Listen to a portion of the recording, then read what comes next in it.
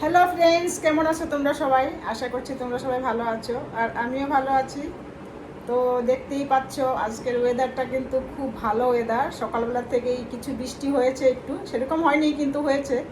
মানে অন্য দিনের তুলনায় আজকের ওয়েদারটা খুবই ভালো, ঠান্ডা ছিল। আজকে হচ্ছে রোববার, তো এখন থেকেই আমার ভিডিওটা স্টার্ট করছি।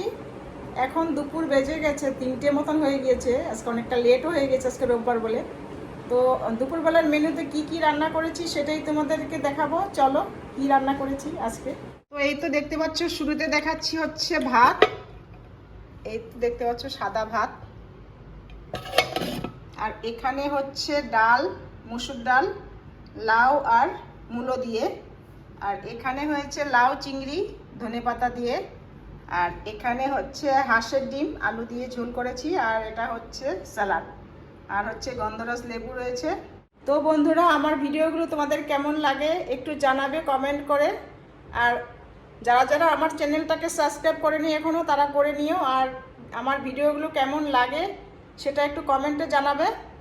আর সবাই ভালো থাকবে। আবার দেখা হবে নেক্সট ভিডিওতে। আজকের মতন তাহলে এখানেই শেষ করছি ভিডিওটা। টাটা।